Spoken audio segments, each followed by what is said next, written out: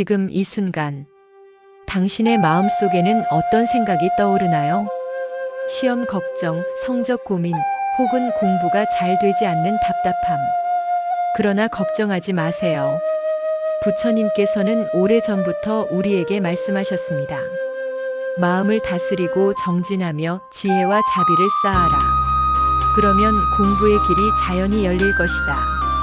오늘 이 시간 부처님의 말씀과 함께 당신의 마음을 정화하고 공부운을 깨우며 지혜와 집중력을 열어가겠습니다.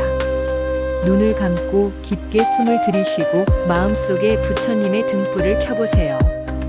이제 공부운이 흐르기 시작합니다. 부처님의 지혜를 따라 마음을 고요히 집중을 깨우며 시작합니다. 공부란 단순히 시험을 잘 보기 위해서만 존재하는 것이 아닙니다. 공부는 곧 마음을 밝히고 지혜를 여는 수행의 과정입니다. 우리가 배우는 모든 지식은 삶을 바르게 살아가는 힘이 되며 그 뿌리는 부처님의 지혜에 닿아 있습니다. 부처님께서는 말씀하셨습니다.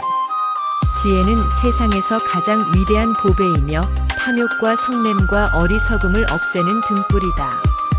오늘 이 시간 우리는 부처님의 가르침 속에서 어떻게 하면 공부가 술술 풀리고 집중력이 높아지며 나아가 그 공부가 단순한 성적을 넘어 인생의 방향과 깨달음으로 이어질 수 있는지를 함께 탐구하려 합니다. 공부를 잘하기 위해 가장 먼저 중요한 것은 마음가짐입니다. 마음이 산란하면 책장을 아무리 넘겨도 글자가 들어오지 않습니다. 마음이 게으르면 공부할 시간을 확보해도 집중이 되지 않습니다. 부처님께서는 바로 이 마음을 다스리는 길을 가장 먼저 열어주셨습니다. 자바함경에는 이런 말씀이 있습니다. 마음이 청정하면 지혜가 자라나고 지혜가 자라나면 어리석음이 사라지나니 그때 얻는 깨달음은 누구도 빼앗을 수 없다. 이 구절은 공부에도 그대로 적용됩니다. 책상 앞에 앉아 글자를 외우고 문제를 푸는 그 순간 마음이 맑고 고요하면 이해력이 빨라지고 기억력이 향상됩니다. 반대로 마음이 불안하고 초조하면 아무리 공부를 오래 해도 제대로 성과를 얻기 어렵습니다. 하루를 시작하며 공부하기 전 이렇게 마음을 정리해 보십시오. 조용히 앉아 눈을 감습니다. 숨을 고르게 들이마시고 내쉽니다. 마음속으로 부처님의 이름을 3번 부릅니다. 나무아미타불, 나무아미타불, 나무아미타불. 그리고 다짐합니다. 오늘의 공부는 나의 지혜를 밝히고 나아가 세상을 이롭게 하는 길이 될 것이다. 이렇게 마음을 가다듬고 책을 펼치면 기적처럼 집중이 잘 되는 것을 느낄 수 있습니다. 부처님의 제자 중에서도 사리불 존자는 지혜 제일로 불렸습니다. 그는 어린 시절부터 학문을 좋아했고 수많은 경전을 탐독했습니다. 그러나 그의 지혜가 참으로 빛난 것은 단순한 글 공부가 아니라 마음의 공부를 시작했을 때였습니다. 사리불은 부처님께 나아가 이렇게 물었습니다. 세존이시여, 공부란 무엇입니까? 부처님께서 말씀하셨습니다. 사리불이여, 공부란 단순히 글자를 아는 것이 아니라 어리석음을 버리고 지혜를 닦는 것이다. 만약 내가 글자를 많이 알면서도 욕심과 성냄과 어리석음을 버리지 못한다면 참된 공부를 한 것이 아니다. 이 말씀을 들은 사리불은 큰 깨달음을 얻었습니다. 그는 지식을 쌓는 것보다 마음을 밝히는 공부에 전념하였고 결국 부처님의 제자들 중 가장 큰 지혜의 빛을 발하게 되었습니다. 법구경에는 이런 말씀이 있습니다. 게으른 자는 두려움을 낳고 정진하는 자는 안락을 얻는다. 부지런히 배워 익히는 이는 누구도 범하지 못하는 보배를 얻는다. 공부란 결국 정진의 또 다른 이름입니다. 공부를 시작하기 전 오늘 하루 내가 부처님의 제자가 되어 정진한다. 라고 마음을 다짐한다면 그 순간 공부는 단순한 과제가 아니라 깨달음을 향한 수행이 됩니다. 공부를 잘한다는 것은 곧 집중력이 깊다는 말과도 같습니다. 책상 앞에 앉았는데 눈은 글자를 보고 있어도 마음은 이미 다른 생각에 가 있고 1시간 동안 앉아 있어도 기억에 남는 것은 거의 없을 때가 많습니다. 부처님께서는 이러한 마음의 방황을 일찍이 간파하시고 우리에게 집중하는 힘, 곧 삼매의 길을 알려주셨습니다. 중화함경에서 부처님께서는 이렇게 말씀하셨습니다. 마음을 한 곳에 모으면 그 어떤 어려움도 이겨낼 수 있고 지혜는 저절로 드러난다. 이 말씀은 단순히 선정의 경지에만 해당되는 것이 아닙니다. 공부하는 학생, 새로운 지식을 배우는 이 또는 삶에서 어떤 과제를 수행하는 모든 사람에게 그대로 적용됩니다. 마음이 하나로 모일 때 집중력은 빛을 발하고 그 집중력은 곧 지혜로 이어집니다. 공부를 시작하기 전 또는 공부 도중에 마음이 산만할 때 짧게라도 호흡 수행을 해보십시오. 책상 앞에서 등을 곧게 세우고 앉습니다. 두 손을 무릎 위에 가볍게 올립니다. 눈을 감고 들숨과 날숨을 세어봅니다. 들숨을 들이마시며 하나, 날숨을 내쉬며 둘. 이렇게 10가지 센 뒤 다시 하나로 돌아옵니다. 만약 다른 생각이 올라오면 억지로 몰아내지 말고, 아, 지금 내 마음이 다른 데 갔구나 하고 알아차리고 다시 호흡으로 돌아옵니다. 이 수행을 5분만 해도 머릿속이 한결 맑아지고 집중할 준비가 되어 있습니다. 부처님의 제자 중 신통력 제1이었던 목걸련 존자도 처음부터 특별한 능력을 가진 것은 아니었습니다. 그 역시 마음이 산란하여 수행에 어려움을 겪었습니다. 어느 날 그는 부처님께 여쭈었습니다. 세존이시여, 저는 늘 공부하고자 하지만 마음이 자꾸 흩어져 어려움이 많습니다. 그러자 부처님께서 말씀하셨습니다. 목걸련이여, 마음은 바람과 같아 잡으려 하면 흩어지고 억누르려 하면 더욱 달아난다. 그러나 호흡을 따라 마음을 관하면 바람도 고요히 머물 듯 마음도 머물게 된다. 이 가르침을 받은 목걸련은 호흡을 관하며 마음을 단련했고 마침내 집중력이 길러져 큰 지혜와 신통력을 얻게 되었습니다. 이 이야기는 우리에게도 깊은 교훈을 줍니다. 공부할 때 억지로 집중하려고 애쓰기보다 잠시 호흡을 따라 마음을 고요히 하는 것이 오히려 가장 빠른 길임을 알려줍니다. 심리학에서도 밝혀졌듯 사람의 기억력은 집중의 깊이에 따라 달라집니다. 부처님의 가르침은 이미 2600년 전부터 이 원리를 꿰뚫고 있었습니다. 대념 처경에는 이렇게 기록되어 있습니다. 마음을 챙기며 현재를 알아차리는 이는 어떤 배움도 잊지 않고 그 지혜는 점점 커져만 간다. 즉, 지금 이 순간 눈앞에 있는 책, 눈앞에 있는 문장에 온전히 집중하면 그 배움은 뇌와 마음 깊숙이 새겨집니다. 하지만 마음이 과거와 미래로 흔들리면 아무리 오래 공부해도 금세 잊어버리게 됩니다. 공부 운을 높이려면 단순한 집중만이 아니라 그 공부가 어떤 의미를 가지는지도 분명히 해야 합니다. 책상 앞에 앉기 전에 이렇게 마음속으로 기도해 보십시오. 이 공부는 나만을 위한 것이 아니라 부모님께 효도하고 세상의 보탬이 되며 모든 존재를 이롭게 하기 위한 길이 될 것입니다. 부처님, 저의 마음을 맑히고 집중하게 하소서. 이렇게 발언하고 공부하면 공부 자체가 보시와 수행이 되고 자연히 공부운이 트이게 됩니다. 집중력은 마음을 한 곳에 모으는 것에서 시작된다. 호흡 수행은 산란한 마음을 가라앉히는 가장 좋은 방법이다. 공부 전에 발언을 세우면 공부가 곧 수행이 된다. 결국 공부는 단순히 머리로 하는 것이 아니라 마음을 길들이고 다스리는 과정입니다. 사람마다 공부가 잘 풀리는 경우가 있고 아무리 노력해도 쉽지 않은 경우가 있습니다. 어떤 이는 책을 잠깐만 봐도 금세 이해하고 어떤 이는 밤을 새워 공부해도 머리에 잘 들어오지 않습니다. 이 차이는 단순히 머리에 좋고 나쁨 때문만이 아닙니다. 부처님께서는 우리 삶의 모든 성취가 업과 인연에 따라 일어난다고 말씀하셨습니다.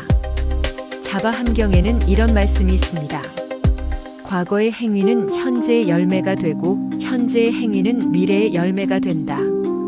씨앗을 뿌린 대로 과실을 얻는 것이니 선업은 지혜의 열매가 되고 악업은 어리석음의 열매가 된다. 즉, 지금의 공부운 또한 과거의 씨앗에서 비롯된 것입니다. 과거의 지혜를 구하고 배움을 소중히 여겼던 이는 이번 생에서도 공부의 길이 열립니다. 반대로 과거의 게으름과 어리석음을 쌓았다면 이번 생에서는 공부가 힘겹게 느껴지기도 합니다. 하지만 중요한 것은 현재의 행위가 미래를 바꿀 수 있다는 것입니다. 오늘의 정진은 내일의 밝은 지혜로 이어집니다. 부처님께서는 업을 단순히 숙명처럼 받아들이라고 하지 않으셨습니다. 오히려 업은 언제든 바꿀 수 있는 것이라고 말씀하셨습니다. 증이라 함경에는 이렇게 기록되어 있습니다. 만일 과거의 업이 지금을 지배한다면 수행이 무슨 소용이 있겠는가? 그러나 업은 바꿀 수 있으므로 정진하는 이는 새로운 과보를 얻게 된다. 공부가 힘들게만 느껴질 때 나는 원래 머리가 나빠라거나 나는 공부운이 없어라고 단정짓는 것은 스스로를 속이는 일입니다. 과거의 업이 어떠하든 오늘 이 순간의 정진과 기도로 미래의 공부운은 반드시 바뀔 수 있습니다. 부처님의 사촌동생이자 시봉을 맡았던 아난존자는 지혜나 신통력으로는 뛰어나지 않았습니다. 특히 기억력이 좋지 않아 부처님의 설법을 여러 번 듣고도 자주 잊어버리곤 했습니다. 그는 속으로 깊은 고민을 했습니다. 나는 부처님 곁에 있으면서도 왜 이렇게 어리석은가? 어찌하여 배우고도 금세 잊어버리는가? 어느 날 아난이 눈물을 글썽이며 부처님께 여쭈었습니다. 세존이시여, 저는 아무리 열심히 들어도 잘 기억이 나지 않습니다. 공부운이 저에게는 없는 것입니까? 부처님께서는 미소 지으며 말씀하셨습니다. 아난이여, 그대는 과거 생에서 배움을 소홀히 한 업이 있기에 지금 이 생에서는 기억이 더딘 것이다. 그러나 낙담하지 말라. 지금의 정진은 미래의 지혜로 이어질 것이니 꾸준히 배우고 익히면 반드시 열매를 맺으리라. 이 말씀을 들은 아난은 좌절하지 않고 밤낮으로 열심히 부처님의 말씀을 반복하여 외우고 기록했습니다. 그의 끊임없는 정진 덕분에 결국 아난은 부처님 열반 이후 경전을 결집하는 큰 공덕을 세우게 되었습니다. 이 일화는 우리에게 큰 가르침을 줍니다. 비록 이번 생에 공부가 쉽지 않더라도 성실과 정진으로 그 업을 바꿀 수 있다는 사실입니다. 만약 공부가 자꾸 막히고 머리에 들어오지 않는다면 그것은 과거의 업이 방해하고 있는지도 모릅니다. 이럴 때일수록 공부를 시작하기 전에 마음을 맑히는 기도를 올리면 좋습니다. 부처님, 제가 과거의 지혜를 소홀히 하고 배움을 등한시한 업이 있다면 오늘 이 공부를 통해 그 업장을 녹이고자 합니다.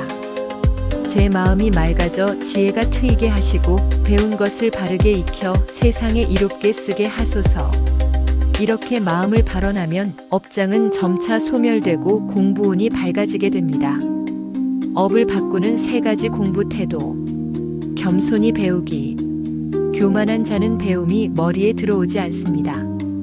늘 배우는 자세, 비우는 자세로 임해야 합니다. 공부를 보시로 삼기.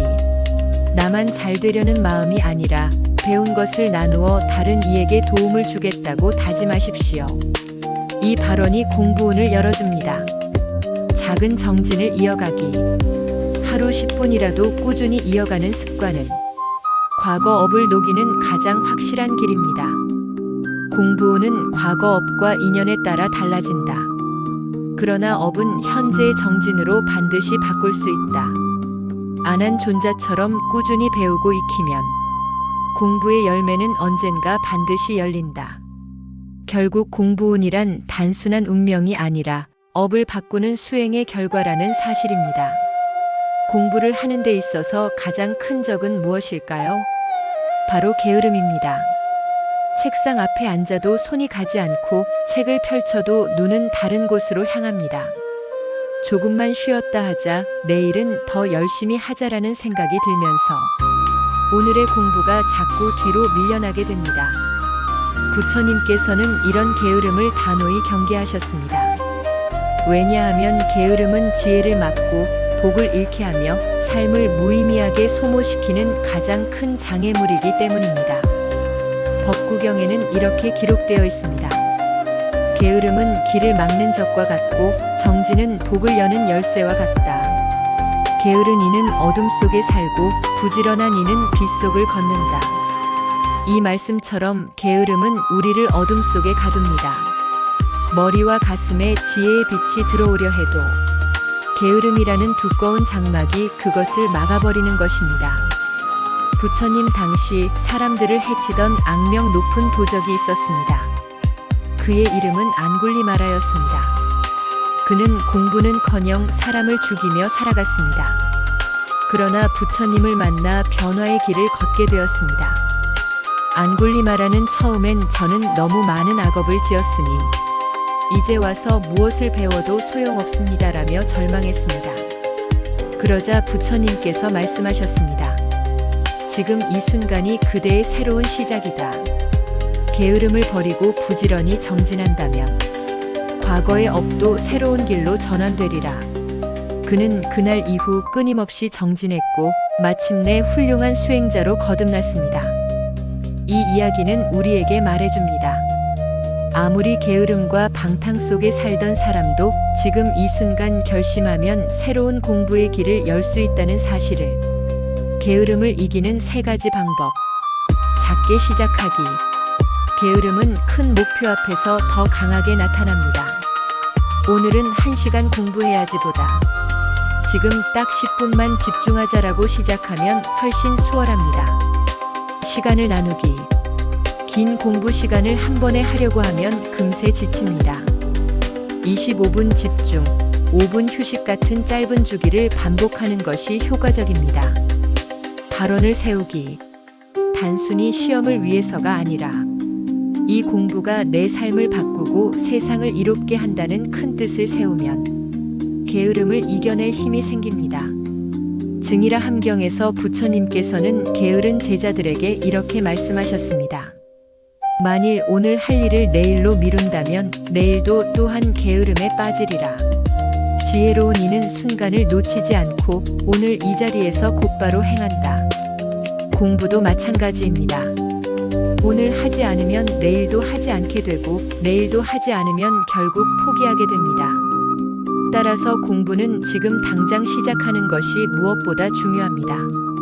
부처님의 제자 중 한 명은 늘 게으름에 빠져 있었습니다. 아침에는 늦잠을 자고 낮에는 졸음을 견디지 못하며 밤에는 피곤하다는 핑계로 수행을 미뤘습니다. 부처님께서 그를 불러 말씀하셨습니다. 그대는 마치 빚을 지고도 갚지 않는 사람과 같다. 게으름은 빚을 불어나게 하고 정진은 빚을 갚는 길이다. 정진하지 않으면 결국 고통의 늪에 빠지리라. 이 말을 들은 제자는 깊이 뉘우치고 그날 이후 작은 정진이라도 꾸준히 이어가며 수행에 전념했습니다. 결국 그는 부처님 곁에서 훌륭한 제자로 성장했습니다. 이처럼 게으름은 누구에게나 있지만 그것을 깨닫고 바꿀 때 공부와 수행의 길은 활짝 열립니다. 공부가 잘 안 되고 자꾸 미루고 싶은 마음이 들 때 다음과 같은 기도를 올려보십시오. 부처님, 제 마음속에 있는 게으름과 나태함을 없애주소서. 오늘 이 순간 바로 공부에 정진하게 하시고 이 공부가 저와 세상을 밝히는 지혜로 이어지게 하소서. 짧게라도 이렇게 기도하면 마음이 새로워지고 다시 책상에 앉을 힘이 솟아납니다. 게으름은 지혜를 막는 가장 큰 적이다. 안굴리마라처럼 과거에 방탕했어도 지금 이 순간 정진하면 길은 열린다. 게으름을 이기는 실천은 작게 시작하고 시간을 나누며 큰 발언을 세우는 것이다. 오늘 당장 시작하는 것이 게으름을 이기는 가장 확실한 길이다. 많은 이들이 공부를 하면서 노력만으로는 부족하다는 벽을 느낍니다. 분명 열심히 했는데 성적이 오르지 않거나 중요한 순간마다 마음이 불안하고 집중이 안 되는 경우가 있습니다. 부처님께서는 이런 상황을 이미 꿰뚫어 보셨습니다. 공부를 포함한 모든 성취에는 복이 필요하다는 사실을 말씀하셨습니다. 법구경에는 이런 말씀이 있습니다. 복 없는 이는 바람 앞에 등불 같아 금세 꺼지고 만다. 복 있는 이는 산 위의 등불 같아 어떤 바람에도 꺼지지 않는다. 이 말씀은 우리에게 큰 깨달음을 줍니다. 복이 없으면 아무리 공부해도 그 열매가 쉽게 사라지지만 복이 있으면 작은 노력도 크게 자라난다는 것입니다. 즉, 공부 잘 되는 운, 시험에 합격하는 운, 배움이 잘 이어지는 운 모두 복의 힘과 깊은 관련이 있습니다. 부처님 당시 위대한 보시왕으로 불렸던 수다타 장자가 있었습니다. 그는 가난한 이들을 돕고 스님들에게 공양을 올리는 데 앞장섰습니다. 사람들은 그에게 물었습니다. 장자여, 어찌하여 당신의 사업과 자녀 교육은 항상 잘 풀립니까? 수다타 장자는 대답했습니다. 이 모든 것은 부처님께서 가르쳐 주신 대로 복을 지어왔기 때문입니다. 복은 지혜의 문을 열고 공부의 길을 환히 밝혀줍니다. 실제로 그의 자녀들은 총명하고 학문에 능했으며 집안도 늘 번영했습니다. 이 일화는 우리에게 말합니다. 공부운이 밝아지려면 복을 쌓아야 한다는 것을. 복을 쌓는 세 가지 공부 수행. 공양과 보시. 작게라도 이웃에게 도움을 베풀고 배운 것을 나누어 주는 것이 큰 복이 됩니다. 내가 공부한 지혜를 언젠가 다른 이에게 전하겠다는 마음도 보시입니다. 효도와 감사. 부모님과 스승에게 감사하는 마음을 가지면 마음이 밝아지고 공부운이 열립니다. 부모 운중경에서도 효는 모든 복의 근원이라 했습니다. 기도와 발언. 공부를 시작하기 전 부처님께 기도하며 발언하는 것이 복을 불러오는 가장 확실한 길입니다. 대방광불하엄경에서는 이렇게 말합니다. 한 번의 정성스러운 기도는 100번의 게으른 노력보다 크다. 기도는 마음의 문을 열고 지혜의 빛을 불러온다. 공부하기 전 잠시 눈을 감고 기도하십시오. 부처님, 이 공부가 제 업장을 소멸하고 제 지혜를 열어 세상을 밝히는 등불이 되게 하소서. 짧은 기도일지라도 그 마음이 진실하면 공부운이 밝아지고 마음이 한결 편안해집니다. 옛날 사위성에 총명하지만 자꾸 시험에서 떨어지는 한 청년이 있었습니다. 그는 좌절하며 부처님께 찾아가 울었습니다. 세존이시여, 저는 열심히 공부했는데 왜 번번이 실패만 합니까? 부처님께서 말씀하셨습니다. 그대는 과거에 복을 쌓지 않았기에 지금 그 열매를 받는 것이다. 그러나 지금부터 복을 지으면 미래에는 반드시 좋은 결과를 얻게 되리라. 청년은 그날 이후 게으르지 않게 기도하고 매일 부모님께 효도하며 이웃을 돕는 삶을 살았습니다. 그리고 다시 시험에 임했을 때 마침내 큰 성취를 이루었습니다. 복이 있으면 마음이 평안하고 집중이 잘 되며 기회가 열린다. 복이 없으면 마음이 불안하고 집중이 흐트러지며 기회가 닫힌다. 즉, 공부는 단순히 머리의 문제가 아니라 복의 문제이기도 합니다. 공부는 복과 깊은 관련이 있다. 복 없는 공부는 꽃 없는 나무와 같고 복 있는 공부는 산 위의 등불과 같다. 복을 쌓는 길은 보시, 효도, 기도에 있다. 기도는 공부의 문을 여는 열쇠다. 공부를 하는 이들의 가장 큰 무대는 시험입니다. 그 시험이 학교의 시험일 수도 있고 국가고시일 수도 있으며 어떤 이에게는 인생을 좌우하는 중요한 기회일 수도 있습니다. 시험을 앞두면 누구나 긴장합니다. 열심히 공부했음에도 불구하고 혹시 실패하면 어쩌지? 라는 두려움이 마음을 흔듭니다. 심지어 어떤 이는 공부보다 불안감 때문에 더 힘들어하기도 합니다. 부처님께서는 이런 두려움과 불안을 마음의 장애라고 말씀하셨습니다. 시험이라는 도전 앞에서 가장 중요한 것은 지식보다도 마음가짐이라는 가르침을 주셨습니다. 법구경에는 이런 구절이 있습니다.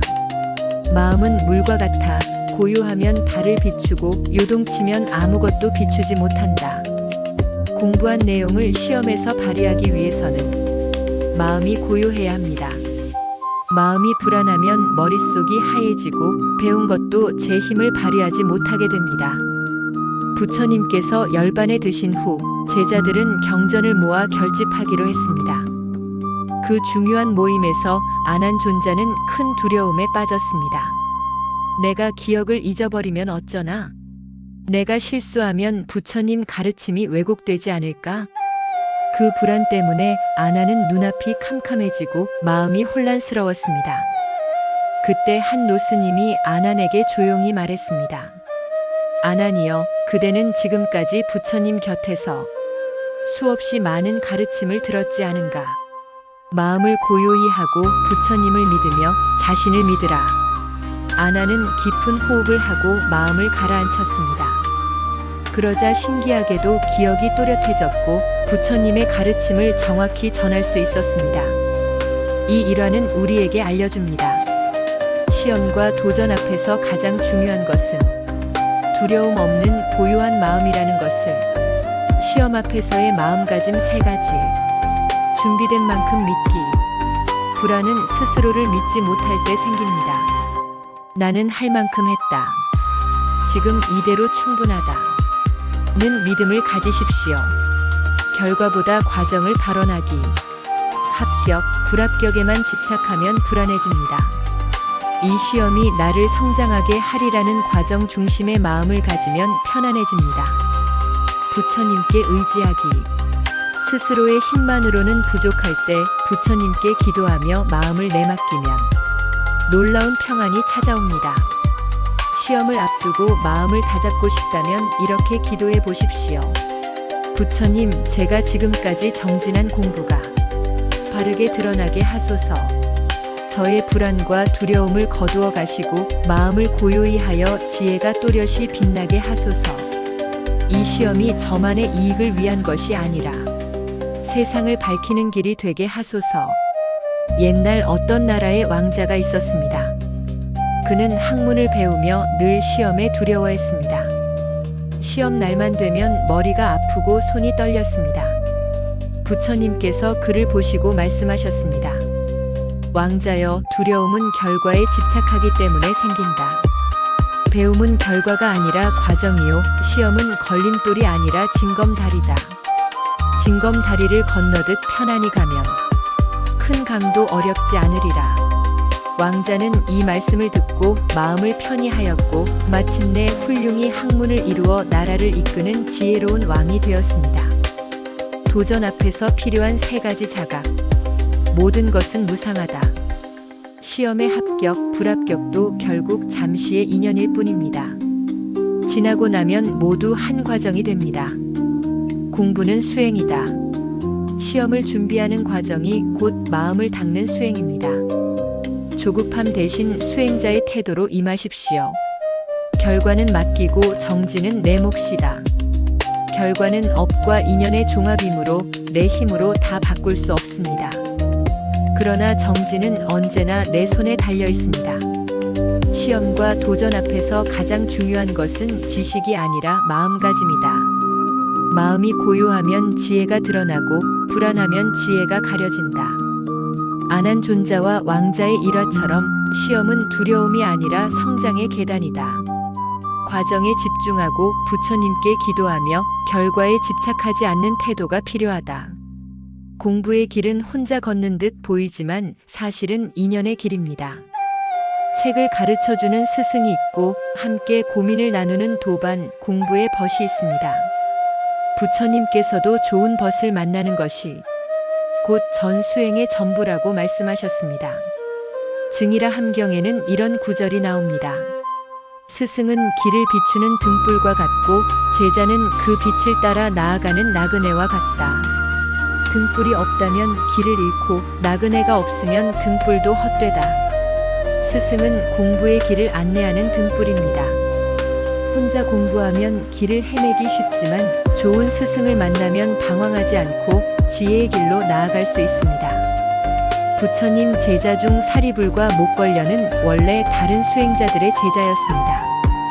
그들은 늘 더 큰 진리가 있을 것이다라는 갈망 속에 살았습니다. 어느 날 부처님의 가르침을 전하는 아승가 존자를 만났습니다. 그 순간 두 사람은 큰 깨달음을 얻고 부처님께 귀의했습니다. 그들은 말했습니다. 우리가 오늘 이렇게 진리를 만날 수 있었던 것은 좋은 벗을 만난 인연 덕분이다. 이 일화는 우리에게 알려줍니다. 스승과 도반은 때때로 우리 삶의 전환점을 열어주는 인연이라는 사실을. 혼자 공부하다 보면 지치기 쉽습니다. 그러나 도반이 있으면 서로 격려하며 길을 이어갈 수 있습니다. 율장에는 이렇게 나옵니다. 도반은 고통을 함께 나누고 즐거움을 함께 나누며 길을 함께 걷는 자이다. 도반이 없는 이는 쉽게 무너지고 도반이 있는 이는 더욱 굳건해진다. 공부도 마찬가지입니다. 함께 문제를 풀고 서로 질문을 주고받으며 때로는 경쟁자가 되기도 하고 때로는 위로자가 되기도 하는 도반이야말로 공부운을 크게 밝히는 힘입니다. 스승과 도반 인연을 맺는 방법. 존경과 겸손의 마음. 스승을 존경하는 마음이 있어야 가르침이 온전히 들어옵니다. 교만하면 배울 수 없고 겸손해야 배움이 깊어집니다. 나누고 베푸는 마음. 도반에게 지식을 아끼지 않고 나누면 나 또한 더 깊이 배우게 됩니다. 기도와 발언. 좋은 스승, 좋은 도반을 만나게 해달라고 기도하면 인연이 저절로 열리게 됩니다. 부처님의 곁에는 언제나 안한 존자가 있었습니다. 안한은 단순히 시중만 든 것이 아니라 늘 가까이서 부처님의 말씀을 듣고 그 말씀을 세세히 기억했습니다.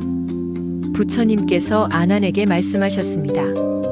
안한이여, 그대가 나와 함께 있어주니 나의 길이 외롭지 않구나. 도반은 수행자의 반쪽과 같으니 그대의 존재가 곧 법을 지키는 힘이다. 이처럼 스승과 도반은 서로에게 의지하는 존재이며 혼자서는 감당하기 힘든 길을 함께 걸어가게 합니다. 부처님, 저에게 지혜를 밝혀주실 스승을 만나게 하시고 저와 함께 정진하며 서로 격려할 도반을 만나게 하소서. 저 또한 남에게 좋은 도반이 되어 함께 배움과 깨달음의 길을 걷게 하소서. 오늘날의 공부에서도 스승과 도반의 인연은 여전히 중요합니다. 선생님과 교수님은 단순한 지식 전달자가 아니라 공부의 방향을 비춰주는 등불입니다.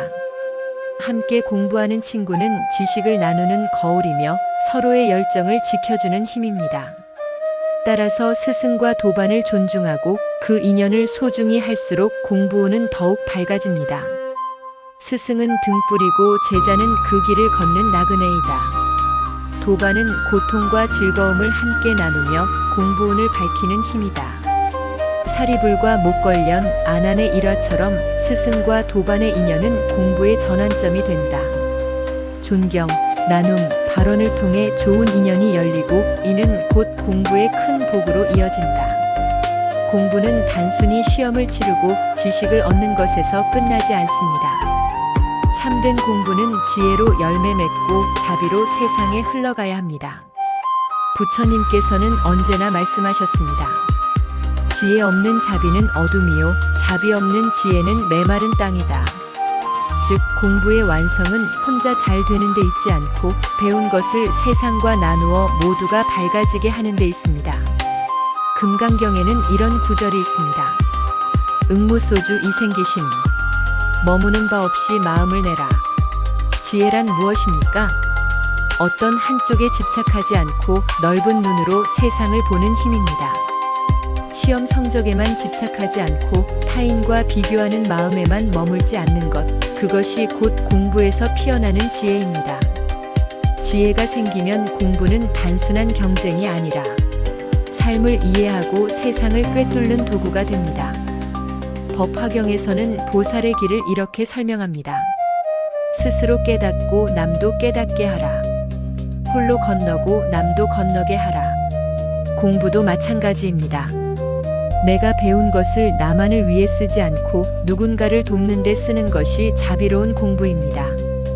예를 들어 후배에게 공부법을 알려주는 것, 어려운 일을 위해 재능 기부를 하는 것, 나의 지식으로 사회 문제를 해결하는 것, 이 모두가 자비로 완성된 공부입니다. 부처님의 제자 중 수보리 존자는 공의 지혜를 잘 설한 분입니다. 어느 날 제자들이 물었습니다. 수보리 존자여, 어찌하여 그토록 지혜가 막습니까? 수보리는 대답했습니다. 나는 배운 것을 나만의 것으로 삼지 않았다. 언제나 누군가를 돕고 나누며 그 속에서 더 큰 지혜가 열렸기 때문이다. 이 일화는 우리에게 알려줍니다. 지혜는 나눌수록 커지고 자비는 실천할수록 깊어진다는 것을. 공부의 최종 목적. 나를 밝히는 공부. 공부는 먼저 나의 마음을 밝힙니다. 무지에서 벗어나고 삶의 방향을 분명히 합니다. 세상을 밝히는 공부. 그 다음은 배운 것을 세상에 쓰는 일입니다. 남을 돕고 세상을 이롭게 하는 공부가 참된 공부입니다. 자비와 지혜의 조화. 지혜는 방향을 제시하고 자비는 힘을 줍니다. 두 가지가 함께할 때 공부는 완성됩니다. 부처님, 제가 배우는 이 모든 공부가 저의 업장을 소멸하고 지혜를 열어 자비의 실천으로 이어지게 하소서. 제 공부가 저만의 성취가 아니라 세상 모두의 등불이 되게 하소서. 화엄경에서 문수보살은 이렇게 말합니다. 보살의 공부는 자신을 위한 것이 아니라 모든 중생을 위한 것이다. 자신만을 위하는 배움은 작고 모두를 위하는 배움은 크다. 오늘날 학생도 연구자도 직장인도 이 말씀을 가슴에 새길 수 있습니다. 내 공부가 단순히 나의 합격과 성공에만 머무르지 않고 가정과 사회와 세상을 밝히는 힘이 될 때 그 공부는 위대한 불법의 수행이 됩니다. 공부한 지식을 봉사와 나눔에 활용하기. 직장에서 배운 기술을 공동체를 위해 쓰기. 후배와 동료에게 자신의 경험을 나누어 주기. 이런 작은 실천이 바로 지혜와 자비로 완성되는 공부입니다. 공부의 완성은 지혜와 자비이다. 지혜는 집착에서 벗어나 넓게 보는 힘이며 자비는 배운 것을 세상에 나누는 실천이다. 수보리와 문수보살의 일화처럼 나누고 돕는 공부가 곧 더 큰 깨달음을 여는 길이다. 따라서 공부운을 높이는 최종 단계는 지혜로 깨닫고 자비로 실천하는 공부이다. 공부운은 마음에서 시작된다. 정진과 꾸준함이 힘이다. 장애와 집착을 이겨야 한다. 선행과 복이 길을 연다. 기도의 힘이 공부운을 밝힌다. 시험과 도전 앞에서는 고요한 마음이 필요하다. 스승과 도반의 인연이 공부를 빛나게 한다. 마지막으로 지혜와 자비로 공부는 완성된다. 이 모든 가르침을 종합하면 공부는 단순히 세속적 성취가 아니라 곧 불법의 수행이며 깨달음의 길임을 알 수 있습니다.